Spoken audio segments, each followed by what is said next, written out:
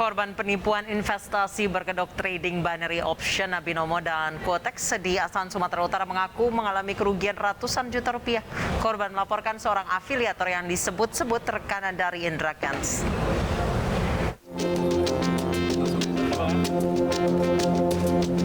Dua orang asal Asahan dan Deli Serdang, Sumatera Utara ini menyampaikan laporan ke Mapolda Sumatera Utara.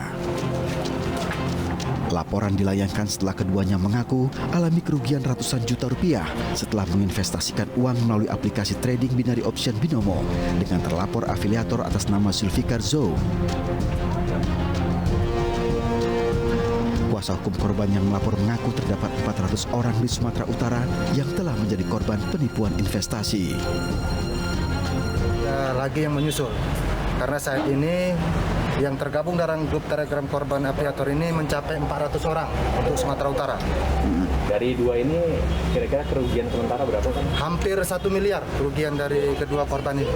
Di laporan akan kita lakukan penyelidikan. Ada dugaan keterlibatan dengan tersangka ikat maupun tersangka yang lain, Pak? Ya, ini yang dua laporan ini yang sedang kita dalami ya. Nanti terkait dengan dugaan keterlibatan IKA dengan DS, itu nanti kita dalami. Kedua korban yang alami kerugian ini sebelumnya tergiur dengan iming-iming ajakan untuk berinvestasi melalui aplikasi Binomo dan Quotex. Kuasa hukum korban juga mengaku pihak yang dilaporkan merupakan rekan dari tersangka Indra Kents yang kasusnya tengah ditangani oleh Bareskrim Polri.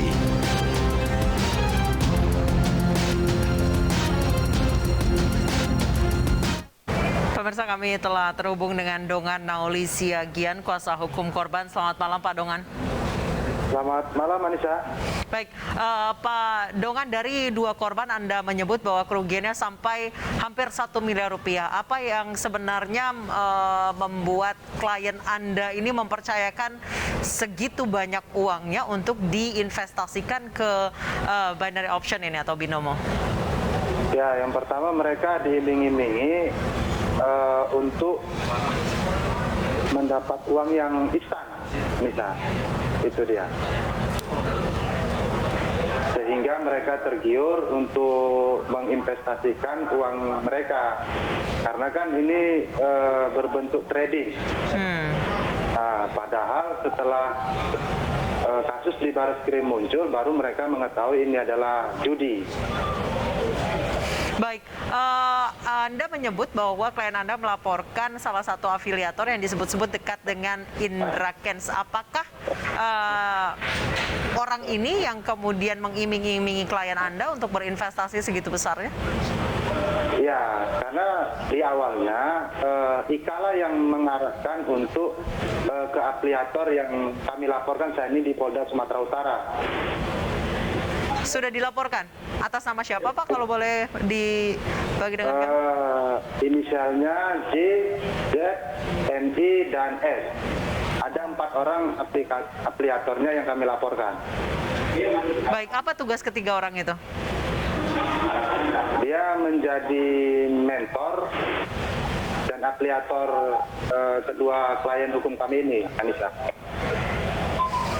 Baik, Pak Dongan, dari uang 1 miliar yang dimiliki oleh dua klien Anda, seperti apa pola investasinya? Apakah sedikit-sedikit atau langsung berjumlah ratusan juta rupiah? Sedikit-sedikit, secara bertahap selama kurang lebih 7 bulan. Baik, apakah klien Anda sempat mendapatkan keuntungan? Kalau keuntungannya tidak ada, Anissa. Oh, belum pernah mendapatkan keuntungan? Belum, mereka lah loss.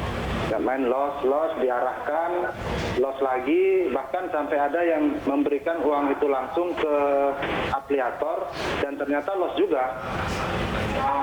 Baik, jika memang klien Anda belum pernah mendapatkan keuntungan, mengapa selama 7 bulan ini terus top up gitu? Karena iming-iming untuk mengembalikan yang telah habis, untuk mengembalikan modal, sehingga dia melipat terus modal dia.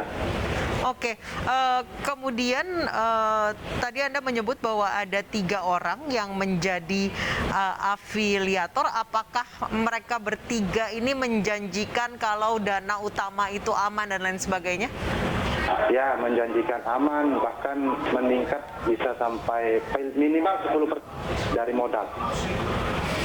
Oke, jadi ketika misalnya ada kerugian dijanjikan uang akan kembali bahkan bertambah 10%. Ya, meningkat 10%. Setelah beberapa kali loss, apa yang dijanjikan oleh ketiga orang terlapor ini? Gimana Kak? Setelah selama 7 bulan tidak pernah mendapatkan keuntungan, bahkan loss terus atau rugi terus, apa yang dijanjikan ketiga orang ini sampai akhirnya klien Anda terus mentop up? Tetap iming-iming untuk mendapatkan keuntungan, dan setelah loss dan mereka sadar, ya kan, bahkan sampai menjuali mobil, perkebunan, rumah bahkan. Makanya disitulah mereka baru sadar, dan ketika kasus itu meledak di Bareskrim Polri, baru mereka muncul. Oke, setelah kasusnya bergulir di Bareskrim Polri, baru klien Anda bermunculan atau tiga orang ini? Sebenarnya baru bermunculan, Anissa, karena mereka yang pertama itu takut karena di samping juga ketika ini adalah judi, maka isu yang dibangun mereka adalah pemain judi juga kan ikut terlibat. Itu yang pertama. Yang kedua, orang-orang di sekeliling dari afiliator ini yang mengintimidasi para korban ini untuk tidak membuat laporan. Oh, klien Anda menerima intimidasi? Ya, diintimidasi oleh orang-orang di sekeliling dari para afiliator ini. Seperti apa bentuk intimidasinya, Pak?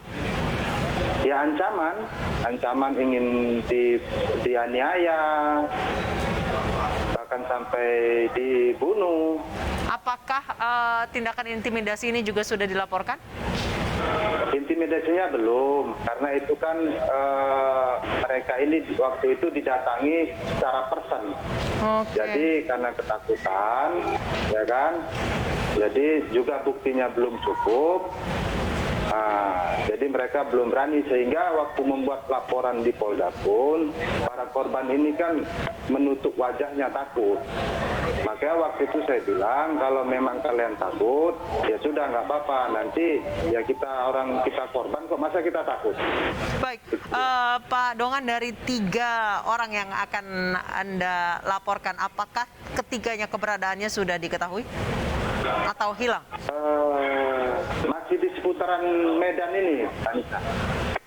Baik, 3 orang ini adalah yang menjanjikan pengembalian uang berkali-kali lipat dengan instan kepada klien Anda. Ketika kasus ini kemudian mencuat di Bareskrim Polri, apakah ketiganya bisa dihubungi? Tidak, semua nomor-nomor dari para korban ini sudah diblok. Baik, sejauh ini sudah sampai mana laporannya, Pak? Baru kami semalam di SPKT. Kemungkinan minggu depan ada beberapa lagi, ya ada sekitar 8 yang akan membuat laporan lagi. Baik, sejauh ini total korban yang berada di Kota Medan ada berapa, Pak Dongan? Kalau dalam grup Telegram kami ada sekitar 400 orang. Wow. Dari 400 itu jumlah totalnya kira-kira berapa, Pak? Kalau seluruhnya kami belum inventarisir, cuman yang masuk ke kami itu saat ini ada sekitar 10 sampai 12 miliar. Dari 400 orang ini ya, 10 sampai 12 miliar ya, Pak ya?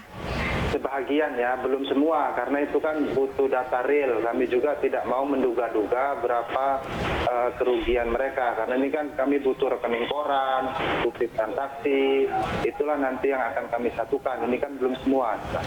Baik, terima kasih Pak Dongan Nauli Siagian, kuasa hukum korban binary option dari Medan, Sumatera Utara, telah bergabung bersama kami di iNewsroom. Dan pemirsa, Newsroom akan kembali usai jeda dengan sejumlah informasi penting lainnya. Tetap bersama kami.